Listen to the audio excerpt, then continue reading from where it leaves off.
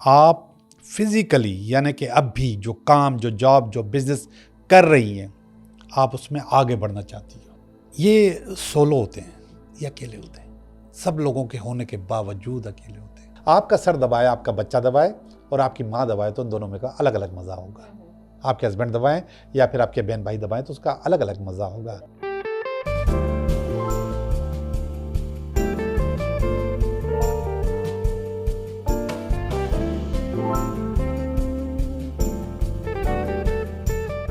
Hello and welcome to tarot talk. मैं हमेशा की तरह आपकी होस्ट सना आपके सामने एक नए टॉपिक के साथ आपके सामने हाजिर हूँ। आज जो हमने टॉपिक आपसे डिस्कशन के लिए रखा है वो बड़ा ही एक मुनफरद से टॉपिक है, क्योंकि हम हमेशा लाइफ के ऊपर, लोगों के ऊपर बात करते हैं। आज हम बात करने जा रहे हैं सोल के ऊपर। हम हर इंसान जो है उसके अंदर अपनी एक सोल मौजूद है और वो उसको कैरी कर रहा होता है। हम डिस्कस करने ये जा रहे हैं कि प्योर सोल क्या होती है या ओल्ड सोल क्या होती है। कई सालों पहले की बात मैं आपको बताऊं, काफ़ी साल पुरानी बात है, जब मैं स्कूल गोइंग हुआ करती थी, कॉलेज में नई आई थी। अल्लाह जन्नत नसीब करे मेरे वालिद को। वो मुझे अक्सर एक बात कहा करते थे कि जब वो मेरी चीज़ों को देखते थे या जिस तरह की मैं बुक्स पढ़ती थी या जिस तरह का मैं म्यूज़िक सुनती थी या जिस तरह से मैं बात करती थी, तो वो हमेशा मुझे एक बात कहा करते थे, तुम्हारे अंदर कोई बुढ़ी रूह तो नहीं है, कोई ऐसी रूह तो नहीं है जो बहुत बूढ़ी है तुम्हारे अंदर। तब मुझे पता भी नहीं था कि ये क्या होता है, इसका फिनोमेना क्या है और सोल प्योर कैसे होती है और सोल करप्ट कैसे होती है। उस वक्त मुझे मालूम नहीं था कि ज़िंदगी आगे इस दौराहे में ला के खड़ा करेगी कि मैं ये सारी चीज़ें सीख सकूंगी और एक्सपीरियंस भी करूंगी। तो आज हम आपको भी अपने इन्हीं चीज़ों के बारे में बताएंगे कि प्योर सोल और ओल्ड सोल बेसिकली क्या होती है। और आपको हमेशा की तरह पता ही है कि इस बारे में आपको गाइड कौन करने जा रहा है।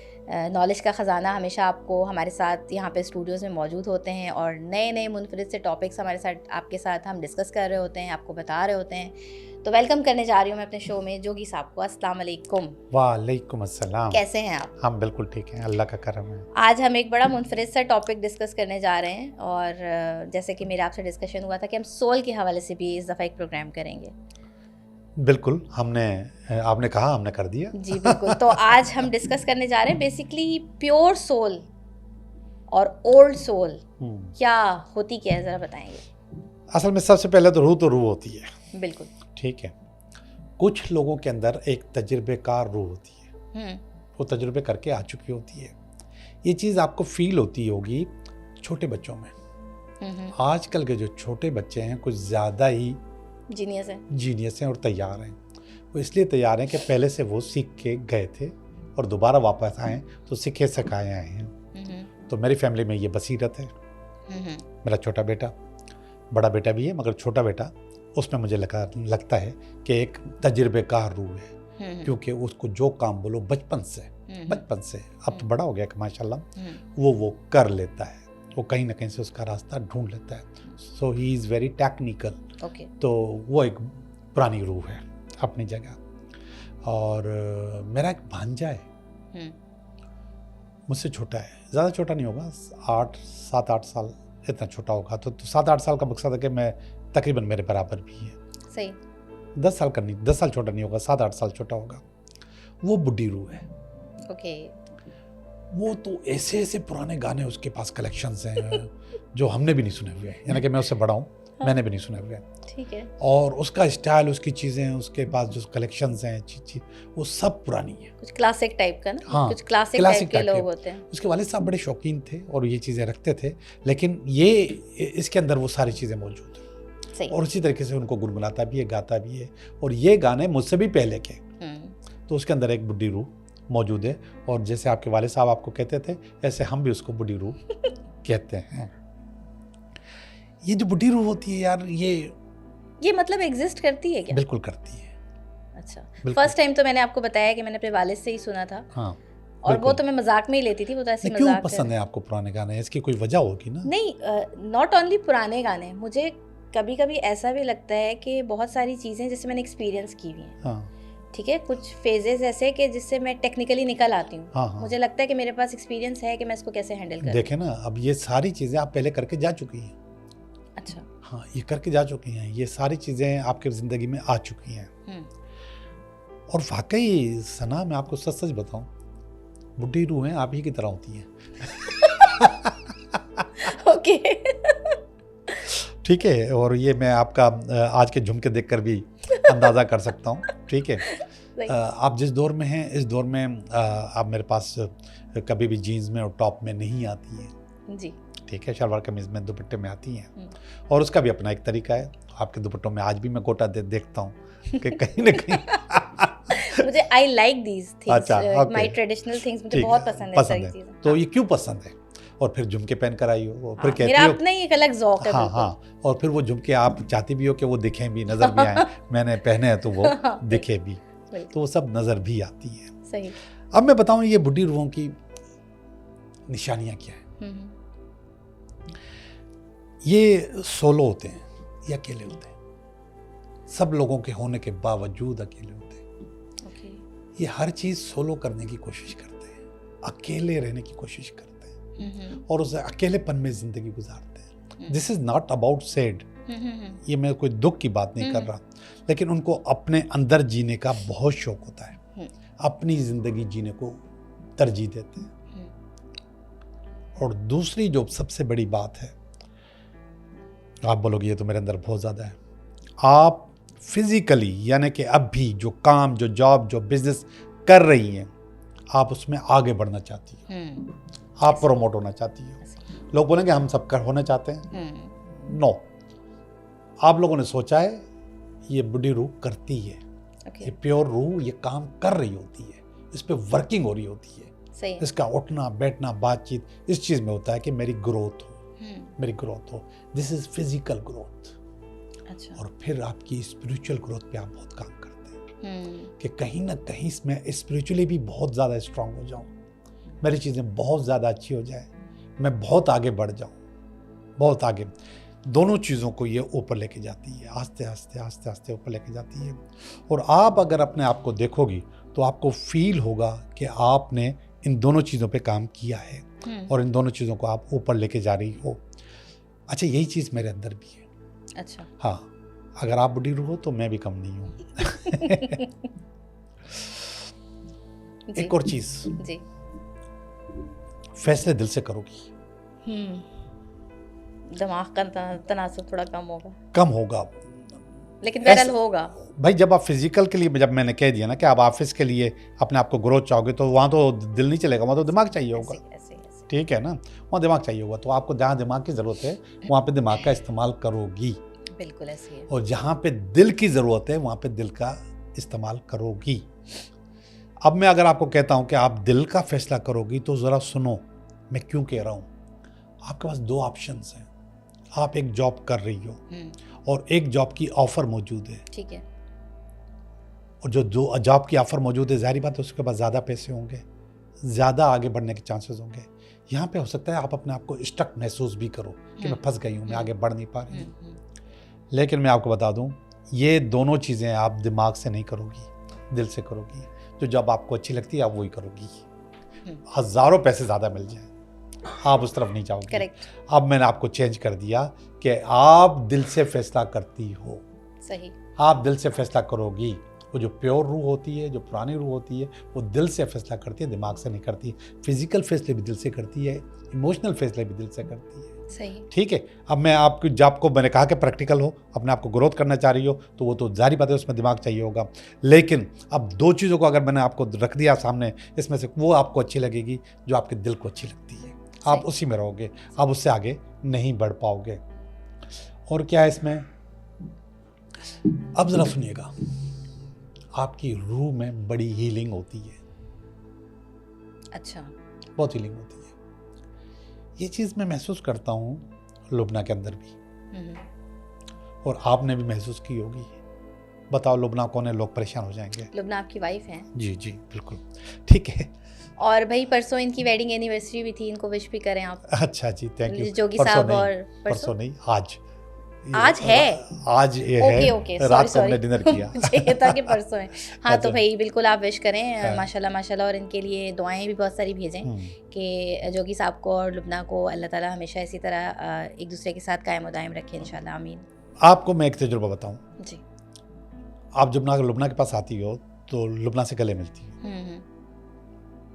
और मैंने अक्सर लोगों को देखा है कि जो उनके पास क्लाइंट्स आती हैं उनको गले मिलती हैं, लुबना उनको गले मिलती है। ठीक है। तो उनके गले के मिलने के स्टाइल से मुझे फील होता है कि उनके पास हीलिंग है, वो हील कर रही होती है। अच्छा। हाँ अच्छा। हाँ, और आपको अगर ये फीलिंग हुई है तो आप मुझे बताओ, वो हील करती हैं। जो बूढ़े लोग होते हैं वो हील करते हैं। राइट। आप अगर किसी के ऊपर हाथ भी रख लो तो उसको हीलिंग फील होगी आपकी। इसका मतलब है ये ट्रू है कि मतलब हाँ, पुरानी जो ओल्ड सोल होती है उसके अंदर हीलिंग पावर होती है। बहुत, मैं बता रहा हूँ ना, यही बता रहा हूँ कि आपके अंदर हीलिंग पावर होती है। आप तो रेकी हीलर हो, आपके पास हीलिंग पावर तो बाकायदा प्रैक्टिस से आई है, आप प्रैक्टिस करती हो। लेकिन अगर आप रेकी हीलर नहीं भी होती तो आपके अंदर हीलिंग पावर होती। ओके।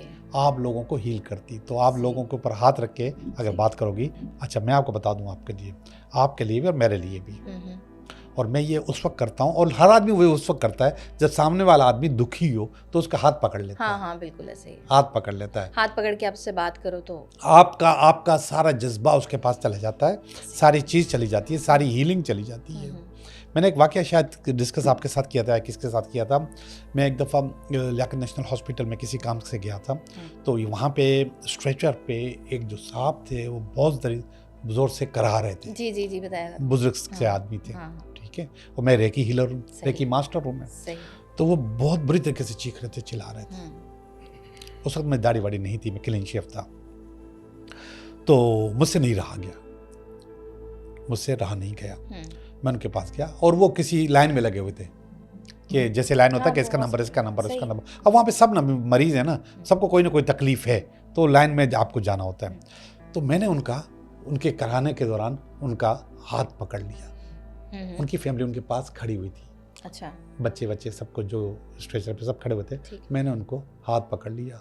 तो उनके कराने की आवाज़ आस्ते आस्ते कम होती चली गई और फिर कम हो गई। उन्होंने कराना छोड़ दिया। तो वो जितने लोग वहाँ पे खड़े हुए थे वो मुझे सवालिया नज़रों से देख रहे थे। मैं इस होलिये में अगर जाता, जो बाबा वाला होलिया है मेरा, बल्कि अब कुछ लोग मुझे बाबा नहीं कहते, बाबा कहते हैं। तो ये जो होलिये में अगर मैं जाता तो हो सकता है कि कुछ और समझ रहे होते हैं, मगर उस वक्त मैं क्लीन शेव था। तो मैं क्लीन शेव था और मैं वहाँ पे गया और जाके मैंने उसको हील किया, उसको मैंने रेकी दी, उसको सुकून मिल गया। रेकी सुकून के लिए आलीशान चीज़ है। आलीशान चीज़ है। और उस वक्त, अच्छा मैं आपको बताऊं कि सारी चीज़ें होती है फीलिंग से। अब मेरा दिल दुखा था उनको तकलीफ में देख के। सही फीलिंग आ गई, फीलिंग मेरे पास आ गई। हाँ। और वो बड़ी उम्र के थे तो मेरे वालिद साहब के बराबर होंगे, वालिद साहब जैसे होंगे। तो मैंने उनका हाथ पकड़ के मैंने उनको हील किया, उनकी तकलीफ ख़त्म हो गई। वो उन्होंने कराना छोड़ दिया, उनका नंबर भी आ गया और वो लोग चले गए। मगर वो सब लोग मुझे सवालिया नज़रों से देख रहे थे कि ये क्या चीज़ आ गई यहाँ पर। ठीक है, फिलहाल वहाँ से मैं थोड़ी देर के बाद फिर निकल गया था। इसी तरीके से रेकी, अगर रेकी की मैं हीलिंग की पावर बताऊँ कि रेकी अगर आपको आपके हस्बैंड कर रहे हैं तो उसका अपना अलग मज़ा होगा, आपके बच्चे कर रहे हैं उनका अपना अलग मज़ा होगा, बहन भाई कर रहे हैं उनका अलग मज़ा होगा, और अगर आपकी माँ कर रही है तो उसका और मज़ा होगा।